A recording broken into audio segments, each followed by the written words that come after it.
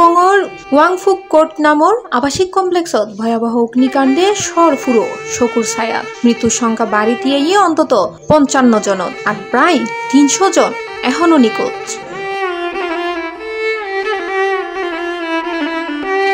খবর পাওয়া গিয়ে ভয়াবহ আগুনত দমকল বাহিনী টানা একদিনের বেশি সময় চেষ্টা চালাইল, কিন্তু প্রচন্ড তাপ ও ভয়ঙ্কর ঘন ধোঁয়ার কারণে বহুত মানুষ উদ্ধারে তারা সক্ষম নয়।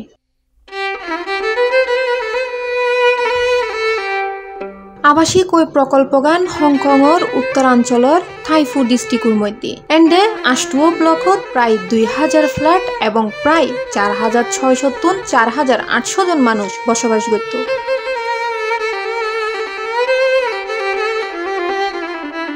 প্রাথমিক তদন্তে পুলিশের দাবি রক্ষণাবেক্ষণ ও সংস্কার কাজ চলা হলে ব্যবহৃত সারি বাসন নতুন কাঠামো, গ্রিন মেস ও নন কমপ্লায়েন্ট প্লাস্টিক বা ফোম আবরণ এবং নিরাপত্তা মানদণ্ড অমান্য করা হইল। এতে আগুন ভয়াবহভাবে ছড়াই পড়িবার সুযোগ পাইল।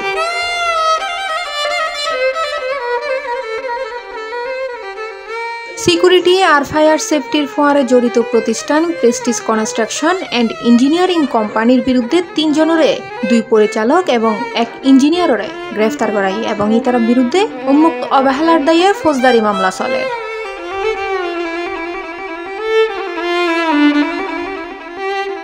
দমকল বাহিনী আগুনের নিয়ন্ত্রণ আনতে সক্ষম হলেও তৎক্ষণাৎ উদ্ধার সম্ভব নয়। কমপ্লেক্সতুন প্রায় ৯০০ বাসিন্দারে জরুরি আশ্রয়কেন্দ্র লোয়াই বোধকে এখনো নিখোঁজ এবং আশ্রয়কেন্দ্রের বাইরে আপনজনের খোঁজ পাইতে মরিয়া ওই অপেক্ষা করে। স্থানীয়র মধ্যে বোধকীয় হওয়ার আর ভবনত এন অবস্থা হইল আগুন নিভে গেলে ফানি পর্যন্ত নোয়াছিল। এক ৫৫ বছর বয়সী নারী যার মিয়াফা ভর্তি হইল কলেজতুন গ্রাজুয়েশন সার্টিফিকেট লয় ও হাইনতে হাইনতে হওয়ার মিয়াফা আর তার বাপ এখনো খোঁজ নাই। এই ভয়াবহ অগ্নিকাণ্ড এবং প্রাণহানির ঘটনায় পুরো হংকং সহ ব্যাপক শোকাহত। বহু পরিবার এখনো ধ্বংসস্তূপের মধ্যে আড়াই গিয়ে জীবনের নিরাপত্তা, আবাসন এবং ভবিষ্যৎ ব্যাকমিটকে যেন অনিশ্চিত। C plus TV, Chittagong.